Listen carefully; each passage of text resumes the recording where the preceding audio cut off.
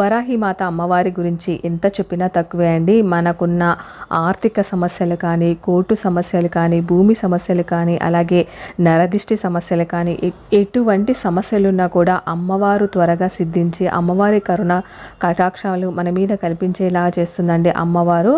అంత మహిమగల తల్లి వరాహిమాత. వరాహిమాత అమ్మవారి గురించి ఎంత చెప్పినా తక్కువే అండి. ఇన్ని మహిమలు కాదు, ఎన్నో మహిమల గల తల్లి ఈ అమ్మవారు. ఇంత మహిమాన్వితమైన వరాహిమాత నవరాత్రులు ఎప్పుడు మొదలవుతాయి అని అంటే మనకు జూన్ 25వ తారీఖు పాడ్యం అండి, ఆ రోజు మొదలవుతాయి. అలాగే జూలై 3వ తారీఖు నవమి అనేది ఉంది, ఆ రోజుతో అమ్మవారి నవరాత్రులు అనేది ముగుస్తాయండి. అమ్మవారు ఈ 9 రోజులు ఒక్కొక్క రోజు ఒక్కొక్క అవతారంలో మనకు దర్శనమైతే ఇస్తుంది కదండి. ఏ రోజు ఏ అవతారంలో దర్శనమిస్తుంది, ఆ రోజు ఏం నైవేద్యం పెట్టాలి, అమ్మవారి పూజా విధానం ఏమిటి, ఈ 9 రోజులలో మనకు ఆటంకం వస్తే ఏ రోజులలో పూజ చేస్తే మంచిది, పూజ చేసే వాళ్ళు ఉపవాస నియమం పాటించాలా, పూజ ఏ సమయంలో చేయాలి, అలాగే అమ్మవారికి ఏ నైవేద్యం సమర్పించాలి, అమ్మవారి అష్టోత్తరాలు కానీ ఇంకా అమ్మవారి ఏ నామాలతో అర్చించాలి, పూర్తి వివరాలు తెలుసుకునే ముందు మొదటిసారిగా మన ఛానల్ ఎవరైనా చూస్తుంటే ప్లీజ్ సబ్స్క్రైబ్ చేసుకొని సపోర్ట్ చేయండి. అలాగే లైక్ చేసి మీ ఫ్రెండ్స్ అండ్ ఫ్యామిలీ మెంబర్స్కి షేర్ చేయండి. అలాగే ఈ వీడియో ఎలా ఉందనేది మీ అమూల్యమైన అభిప్రాయాన్ని కామెంట్ చేయండి. ఇంకెందుకండి ఆలస్యం, ఇక మనము ఏ రోజు ఏ అలంకరణతో మనకు అమ్మవారు దర్శనమిస్తుందో తెలుసుకుందాం పదండి. మనకు 2025లో జూన్ 26వ తారీఖు, ఆ రోజు గురువారం అండి. ఆ రోజు మొదటి రోజు అమ్మవారి అవతారం వచ్చి కాళీమాతగా అమ్మవారు మనకు దర్శనం అనేది ఇస్తుంది. అలాగే మనకు 27వ తారీఖు శుక్రవారము, ఆ రోజు విధియ అండి, ఆ రోజు 2వ రోజు అనమాట. ఆ రోజు అమ్మవారి అవతారం వచ్చేసి తారామాతగా అమ్మవారు మనకు దర్శనమైతే ఇస్తుందండి. అలాగే 28వ తారీఖు శనివారం, ఆ రోజు తదియ తిథి అనేది ఉందండి. ఆ రోజు అమ్మవారి అలంకరణ వచ్చేసి త్రిపుర సుందరి అవతారంలో మనకు అమ్మవారు దర్శనమైతే ఇస్తుందండి.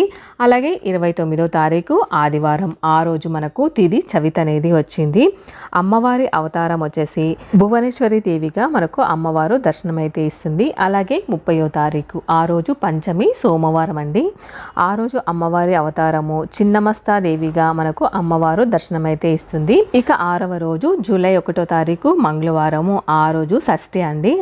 ఆ రోజు అమ్మవారి అవతారం వచ్చేసి త్రిపుర భైరవి మాతగా అమ్మవారు మనకు దర్శనమైతే ఇస్తుందండి. ఇక 7వ రోజు వచ్చేసి మనకు 2వ తారీఖు, ఆ రోజు బుధవారము, ఆ రోజు తిథి వచ్చేసి సప్తమి అనేది ఉందండి. ఆ రోజు అమ్మవారి అవతారము ధూమవతి అమ్మవారి అవతారం అండి. ఇక 8వ రోజు మనకు గురువారము 3వ తారీఖు, ఆ రోజు అష్టమి. ఆ రోజు అమ్మవారి అవతారం వచ్చేసి భగులాముఖి అమ్మవారి అవతారంలో మనకు అమ్మవారు దర్శనం అయితే ఇస్తుందండి. లాస్ట్ రోజు 9వ రోజు, ఆ రోజు మనకు శుక్రవారము 4వ తారీఖు, ఆ రోజు అమ్మవారి అవతారం వచ్చేసి మనకు కమలాత్మిక దేవిగా అమ్మవారు మనకు దర్శనం అయితే ఇస్తుందండి. సరే కదండి, అమ్మవారి నవరాత్రులు ఏ రోజు ఏ అవతారంలో మనకు అమ్మవారు దర్శనం ఇస్తుందనేది అమ్మవారిని పూజించడం వలన దృష్టి దోషాలు కానీ, దిష్టి దోషాలు కానీ, నరఘోష, మానసిక వ్యాధులు, అలాగే పిచాచ పీడలు, భయాందోళనలు ఇటువంటివి తొలగిపోవాలంటే వరాహిమాత అమ్మవారిని పూజించితే చాలా మంచి ఫలితాలు అయితే ఉంటాయండి. నవరాత్రులు 9 రోజులు పూజ చేయడానికి కుదరని వాళ్ళు నవరాత్రుల్లో 3వ రోజు కానీ, 5వ రోజు కానీ, 9వ రోజు కానీ పూజ అనేది చేసుకోవచ్చండి.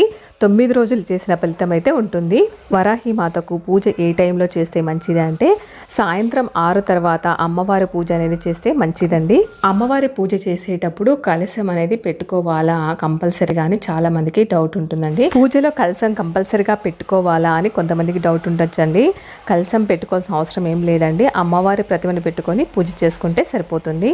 అమ్మవారి పూజా విధానం ఏంటంటే మనం ఉదయం లేచిన తర్వాత మనం ఇంటిని శుభ్రం చేసుకొని ఒక పూజా గదిలో పీటను అనేది ఏర్పాటు చేసుకోవాలండి.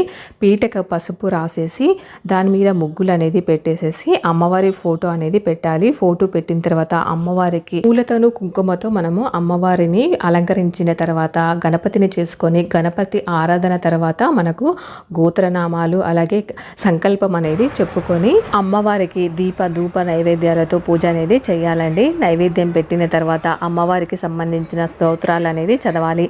అవి చదవలేని వాళ్ళు ఓం వరాహి దేవి నమః అనుకుంటూ 108 సార్లు పూజ అనేది చేసుకోవచ్చు.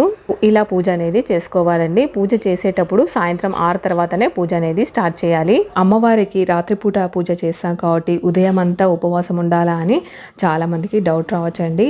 మనకు ఓపిక ఉంటే ఉపవాసం ఉండొచ్చు, లేదు అని అంటే ఒక పూట భోజనం చేసైనా అమ్మవారి పూజ అనేది చేయవచ్చు. చూసారు కదండి, వరాహిదేవి నవరాత్రులు ఎప్పుడు స్టార్ట్ అవుతాయి, ఎప్పుడు ఎండ్ అవుతాయి, అమ్మవారిని ఎలా పూజించాలి, అమ్మవారి ఏ నామాలతో అర్చించాలి అన్నీ కూడా మనము తెలుసుకుందాం కదా. అమ్మవారి అనుగ్రహం మనందరి మీద ఉండి అమ్మ చల్లగా చూడాలని కోరుకుంటూ ఈ వీడియో ఇంతటితో ముగిస్తున్నాను. ఐ హోప్ అండి ఈ వీడియో అందరికీ చాలా బాగా యూజ్ అవుతుంది.